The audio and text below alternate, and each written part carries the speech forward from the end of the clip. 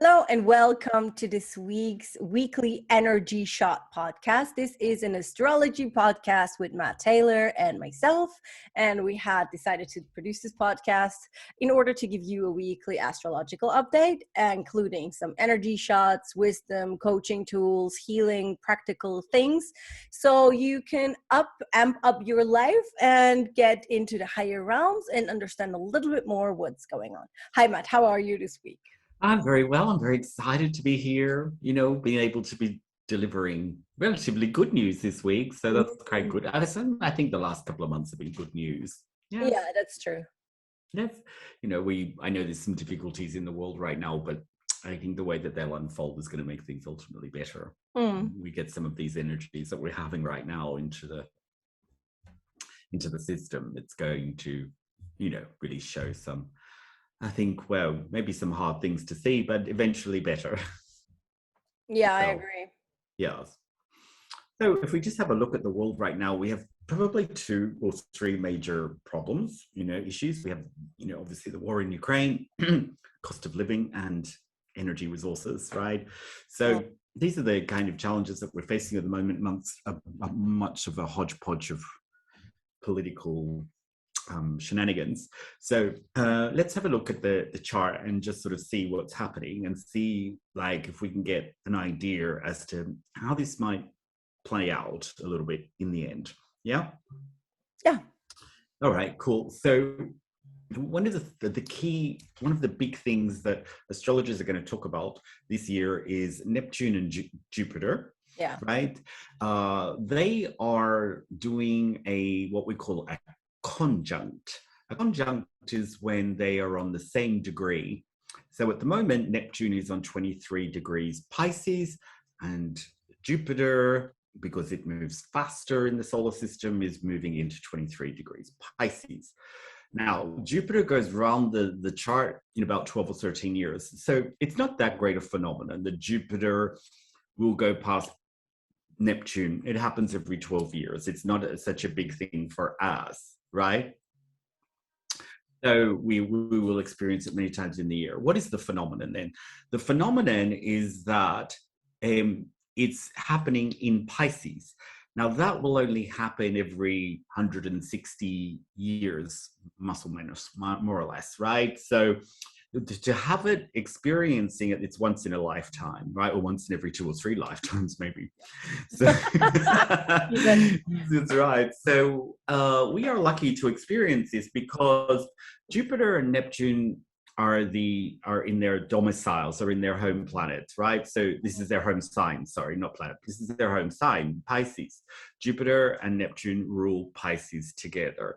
So this is a beautiful energy that we are experiencing because they're in their home signs. It means we can reveal all of their greatness.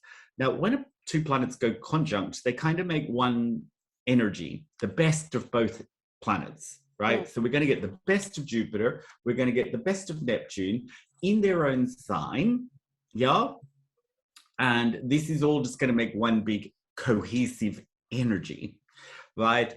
So what is it about Pisces? Pisces are the two many key things, but principally you banner it, if you like, to get the ideas of it under spirituality and creativity. So this is the big creativity. This is the sign that holds the most creativity, not in sense of creating my life creativity, but in sense of artistry, theater, all the arts, if you like. Right? The Renaissance. The Renaissance, right? Now, if you think about the age of Pisces, what it brought us was spirituality and beautiful art, classical music, Renaissance, Botticelli, it's all very high, it's all very spiritual, it's up in the upper realms, we're up in the upper worlds. So Neptune is about transcendent love. It's not about this corporal, body love that we experience here.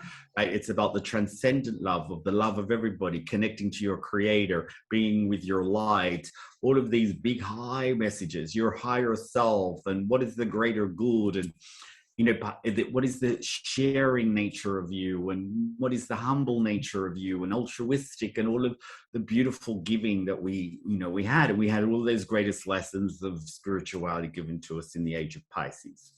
So, that is it. It's hugely feminine, it's hugely expansive, it's usually up in all sorts of worlds. It's our dreams, it's all that world of stuff, right?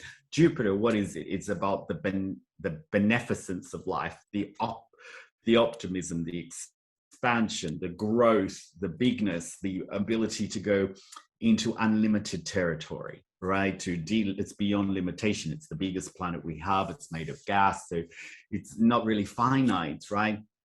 So this is the sign and the planets that transcend us above all limitations, right? We feel up in the upper worlds. Okay, so this is great, it's right. This is amazing energy. We don't really have to endure the negativity of these two, right? Because they're a conjunct. We only get the best elements of them. They become one big planet, just building out this energy. And I had a deeper look. What is happening with the other planets? Are there other planets coming in on Jupiter and Neptune? Because most astrologers will only talk about that. But it's not just about that if there are other planets involved. And here, what's happening is the moon is coming in. Moon, of course, is also a very feminine, planet. It's about the subconscious, the inner worlds, the places that are deeper inside of us, our true self, right? What's happening underneath. So here we're not really with the physical world at all. We're here with our deeper selves connecting to our higher self through this week. And this will be an energy, because it's so great and because Jupiter and Neptune are very slow movers, they'll be with us for a number of weeks and they'll make a tremendous impact, right? And the moon is kicking off this energy, trining makes it easy. So it's easy, like a slide movement, for me to really access all the other realms that I cannot access from my five sense reality. It's incredible, right? It's really all the stuff that we talk about. Just to add a little bit more, Venus is not really touching the moon and it's not really touching Jupiter and Neptune, but it is entering into Pisces this week as well. Right? So Venus is the Aphrodite. It's all about the love, the romance, the money, the indulgence, the good things of life, enjoying life, health, balance, mediation. It's all the things we ever look for in life is wrapped up in the physical aspect, is wrapped up in Venus. So we are really moving into a time over these 3-4 weeks when we're going to feel that we can go out and really connect to what is good for my soul, what is good for my spiritual purpose, and what really nourishes me. I get a feel what really gets me going as a person. What is it that I'm really after? And we're really able to tap those things and really click into those things in a major way. So it's a really like a whole renaissance energy that we're having, over the next 2 or 3 weeks, that lifts us up into those, when you go and listen to classical music, like I like to listen to it sometimes, but there's moments in classical music that just elevates you above, right? And you get swept up in it. Yeah, and if you can feel that feeling, right, that is what it is. This is a great time, if you're single, to go out. This is a great time if you're looking for new ways to express yourself, to pick up some things. This is a great time to really get yourself into life and what it really means and enjoy it, like the spas, the saunas, the music, the spirituality, all the nourishing things of the soul, the things that really do something, that move you, is really good. It's really good to connect. What does that mean alternatively? That the things that don't move you, the things that don't nurture you, the things that, yes, usually people sneeze when there's an element of truth being spoken. So it's good, right? So the things that don't move you, the things that feel heavy, the things that you're doing because you shoulda, woulda, coulda, and all the physical world stuff that you get trapped in with duty and obligation and you really are done with, you're going to sense that that's, really very heavy on you. So because all of the lightness of all of this more merciful, higher realm energy is really coming in and we can really feel it. For me, when you speak, and I always get like pictures of things. And what's really interesting is what I'm getting is like Jupiter is also the planet that is in the middle of the physical realm and the spiritual realm. Is that correct? Is the middle planet? But how? Well, that's it's the middle planet of the solar system. So it's Yeah. between the Sun and Pluto. So And what it does is it kind of balances out the that's, whole. It yeah. holds. It's like another sun, right? It And holds all of it's that really together. fascinating. What I'm getting is like that this Jupiter Neptune conjunction, what it opens up is us having a more direct contact to our higher spiritual realm, as well as the subconscious landscape, and understanding what, like, for me, the physical body is the holds the vibration of our subconscious realm. That's why it's vibrating out into the world, and that's why everything is a reflection of your subconscious landscape. Like, everything you see is a direct reflection of what you believe in.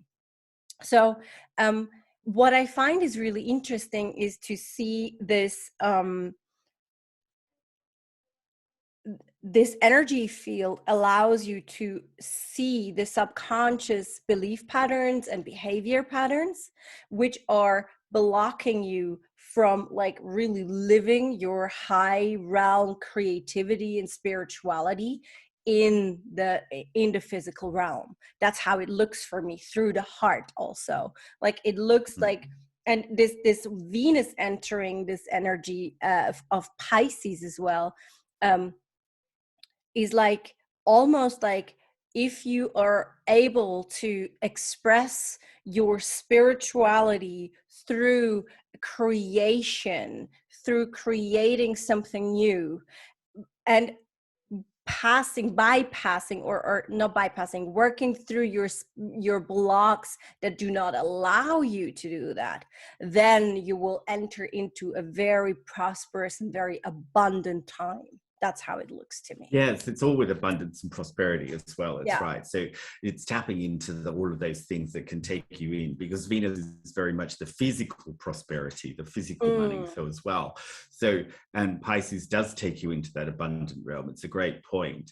And just picking up on that other point about the planet that takes you into the higher system. So we have here Jupiter and Saturn. Jupiter and Saturn are the time lords. The Jupiter is holding the balance of this system, and Saturn is the planet that really is the key between the physical and the metaphysical realm, because it's the last planet that we can see. So it represents, you know, the end of the physical body, and then we go over into the other planets. And Saturn is in Aquarius. So Saturn is in Aquarius is a very good fit, because what Aquarius is the outer cosmos. So Saturn is when it's in Aquarius, it links you into the outer cosmos. It links you into the bigger realm. So we also have in Aquarius Mars, which is where we're pushing our energy, where we're pushing our thrust, which may be close to these two energies to your point just now about really wanting to push out in there, right? So we don't have anything really happening in the physical world. The other planets that are in, we have Mercury and Sun in Aries are us. So it's me, right? It's the me factor. When something's in Aries, it's about me. So it's about me going out into my outer world, my bigger sharing. What can I do for the world? What can I do for humanity? What can I do for my community? What am I tapping into here that is better for everybody, not just me? So it's that altruistic stuff, that big beyond my own physical self, not so much about myself alone, but what I can get in order to share. This is what this whole energy that we've been talking about has been really climaxing now in this kind of energies. So we will see more humanitarian things. We will see more big picture generosity, things that are much more inclusive, really being themes going forward. So as much as we see that, and so we are experiencing a lot of that. You know, these are great equalizers. These current energies are equalizers. Things that are not ringing true, like, because Piscean is all about the truth. If we think about the spirituality, where it's about our personal truth, but we're really tapping into what's true and what's a falsity, or what's not quite ringing right. Mm, And so we're tapping into something here where things that are unfair, things that are unjust, very Aquarius kind of things, are being seen or being exposed. So I think human nature, as the veils are lifting so that we can see things more clearly about what's really going on. So we know that, this is a kind of energy where we will be able to feel our own truth, feel the greater truth, and all of those sorts of things. mm-hmm. I feel exactly the same. It's also not possible for yourself to live certain non-realities anymore within yourself, within the current realm that you're going for. Like you cannot lie to yourself anymore. Like it's really the time of looking into the mirror and facing your own truth, your own landscape. Yeah. Yeah, that's right. So there's no fudging it anymore. Like, and there's just a general like feeling of this is who I am or what I've got to do. For some things that may be hard to accept, for some things that's going to be clarifying. But really, in the end, the amount of light that's revealed here is extraordinary. Now, when we go into the full moon of Aries, a full moon of Aries is basically a doorway to complete light. So any connection that you do, you're downloading a free light. Now, Yeah. usually that doesn't happen, right? In this universe, we are in the process of earning, healing, and then when you've expanded your vessel, you can share more light you can receive, right? You do the spiritual work, you're more unlimited, you're revealing more light, and so on and so on. So that's the general nature. So there's this one point in the year, this full moon of Aries, that just gives us instant light. We do nothing. We do nothing for it. There. If you choose to connect to it, obviously nobody's sitting in the lounge room not being spiritual doesn't really get it. If you're choosing to connect into it consciously, to connect to the light of the full moon of Aries, which is something we do Kabbalistically because it's so important. There's so much representation in it. Then we revitalize our whole self, we rejuvenate our whole self. And then what we do is we go into 7 days of 7 weeks, which is called the counting of the Omer, 7 being very important, is when we rebuild our whole vessel. We go through a whole process. We have a program thing that we do. And so we do it in reverse. We get the light and then we build the vessel. This is the point that where the energy kind of shifts. And what happens after the new moon of Aries is very interesting. Because what happens is the light, after we get this free shot, if we really want to connect to it with our consciousness, we want to go and download that, and we want to be part of that cosmic system by choice, by plugging in, right? That I want to cleave to the creator, I want to be one with my light, I want to be sticking with it, all of that stuff. Is then it's like going to a party that somebody just turns the lights on and says it's over. So it's like we have this huge shot of light, and then we descend, and we have to earn it all back, that whatever we received in that moon. So it's a very interesting process. So we're going through basically a spiritual cosmic boot camp. Yeah. Over these next 7 weeks, where we'll feel all high this week. The new moon, the full moon, the Jupiter, Neptune, the Venus, all of that lovely, lovely stuff. And then it will be just like, boom, somebody's just stopped everything. And now I'm seeing all my stuff. And for the next 7 weeks, what we do is we have to go through and we have to face it to hopefully transform it. If you're spiritual, if you're not, you'll be incredibly reactive. This 7-week period happens every year. It's an inbuilt boot camp. If you don't know what's happening, you are just reacting your way through it and not doing any opportunity. But these 7 days of 7 weeks is built in to the system, so that we have an opportunity to earn the light that we got in this current full moon. If we don't, what's going to happen? Just so people that are listening that don't do anything, what's going to happen is everything's going to feel like an electric shock.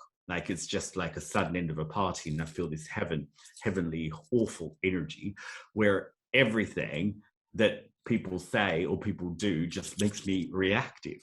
The light force here, it's like a free good light, and then it's a free intense light. So it's not that we're getting less light, it's we're getting it so intensely that all our energies are sort of so sensitive because it's all of our gunk. So am I making sense? What's Yeah, happening totally. here? Yeah. Totally. So this new moon, this full moon 7-day stuff, that happens every year, right? We go through that process every year, whether we know it or not, like it or not, want it or what. What's happening. It's built into the system so that we get a chance to rebuild the vessel, clean the vessel, go on this big marathon to make a bigger vessel so that for the rest of the year, I've got a big vessel, right? That's the opportunity. People not knowing it, just bouncing around in the same stuff, feeling very reactive, feeling very like attacked, or very like this energy is so intense. So add a layer of that, of what's happening in the astrology this year that is so cosmic, so spiritual, so much about like this bigger picture that we're really going to feel our stuff. That's the other stuff. It's not all like, kumbaya. No, This week's kumbaya. this week's totally kumbaya. Maybe another, maybe You can do another, your kumbaya for a week, and maybe that's for the your full that's moon, your and some days you have still yeah. kumbaya, and then it's going down the rabbit hole. Yes, and then the real work begins, right? Yeah. After the full moon of Aries, which is Friday, Saturday. So after this Easter weekend, we shift. So yes. I feel this Easter, like for me at least, this Easter Friday. How do you say that in English? Like, what's the Yeah, Easter Friday. Easter Friday? There we go. English is so nice. Sometimes This Easter make it simple. Friday, um, for me, it has anyway, always, every year, a very high frequency pitch energy, where you like almost as if they're like in Kundalini yoga, we speak a lot about the blue ether. And the blue ether is a dimension in the higher realms where all the teachers and masters and the high holy souls are coming from to planet Earth, but also they're hanging out there. So and Jesus and Mary Magdalene and Mother Mary, and but also a lot of like Tibetan teachers, etc. They're all living there in this blue ether. And for me, like even before I was like deeply spiritual working, it was always this Easter weekend had such a profound energy. And what at the time I couldn't access this energy, Easter Friday and Easter Sunday, I couldn't work with them. I was very, I felt it very intensely on a physical level, that this disruption within my physical body. But since I really do it like ritually, like since I use this Easter weekend ritually, and now especially with the full moon in Aries as well, I feel the ability to, for example, in meditation, in yoga, to really link up to dimensions, which is usually it's not that easy to link up to, and to really get a somatic experience of higher realms. Like that's really what's open this week, and especially this Easter weekend, I feel. But even starting tomorrow with this Jupiter Neptune conjunction in Pisces, like for me it feels like this whole, it's like a bow opening, it's like a door opening, and you can walk in there and like really like access Really those feel it, wash energies, it. and like and Yes. work with them. And I have my moon is in Pisces and I'm a Taurus. So my Venus and my moon is like, for me, it's like I really feel this opportunity to work with those energies Well, So it's tapping really into your abundance and your relationships and going, totally, you know, totally. I think Yeah. like when Venus, you know, if we want to get down into a more like practical thing, Venus is calling us to really go and find somebody that we really connect to, right? When it's in Aquarius, I have Venus in Aquarius in my chart, it's really connecting to something energetic. Like, oh, I have to connect on the energy level, you know.